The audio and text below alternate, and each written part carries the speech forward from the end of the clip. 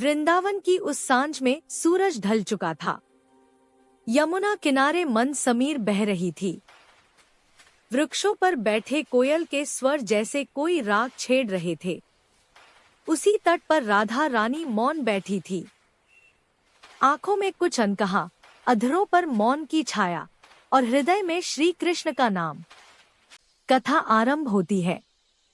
एक दिन श्री कृष्ण ने राधा से मुस्कुराकर कहा, राधे, तुम मुझसे प्रेम करती हो या मेरे नाम से?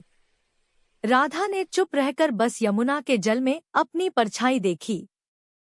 कृष्ण फिर बोले, अगर मैं वृंदावन छोड़ दूं, तो क्या तुम मेरा इंतजार करोगी? अब भी कोई उत्तर नहीं।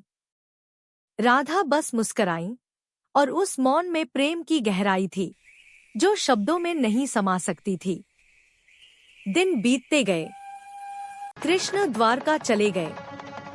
वृंदावन में सिर्फ राधा रही, पर राधा का जीवन अब केवल उनका शरीर था, आत्मा तो कृष्ण के साथ जा चुकी थी।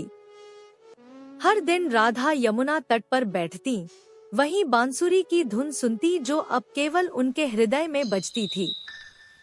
कभी कभी गोपियां कहती, राधे, तुम कृष्ण से मिलने क्यों नहीं जाती? राधा शांत स्वर में कहती, कृष्ण तो मुझ में है, मिलने जाऊंगी तो बिछड़ जाऊंगी। उनका यह उत्तर ही उनके मौन व्रत का सार था। सालों बाद जब श्री कृष्ण द्वारका में राजकाज में व्यस्त थे, एक दिन उन्हें किसी ने कहा, प्रभु, वृंदावन में राधा जी अब बहुत अस्वस्थ हैं। कृष्ण का हृदय व्याकुल हो उठा। वे सब कुछ छोड़कर वृंदावन की ओर दौड़ पड़े।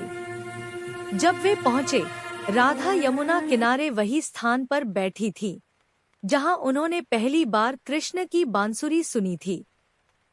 कृष्ण ने धीरे से कहा, राधे। राधा ने आंखें खोली, मुस्कुराई और बोली, कृष्ण, अब तुम आ गए, अब मेरा मौन पूरा हुआ। कृष्ण ने पूछा, राधे, तुमने कभी कुछ क्यों नहीं कहा?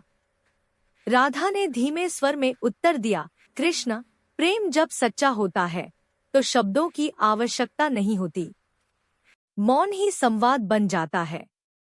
और इतना कहकर उन्होंने अपने नेत्र बंद कर लिए।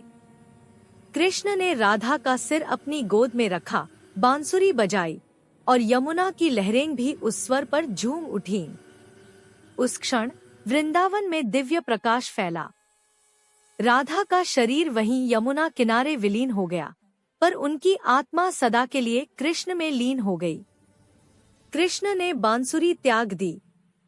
कहा जाता है, जिस दिन राधा का देहांत हुआ, उस दिन श्री कृष्ण ने बांसुरी कभी नहीं बजाई, क्योंकि अब वो धुन जो राधा सुनती थी, उनके बिना अधूरी थी।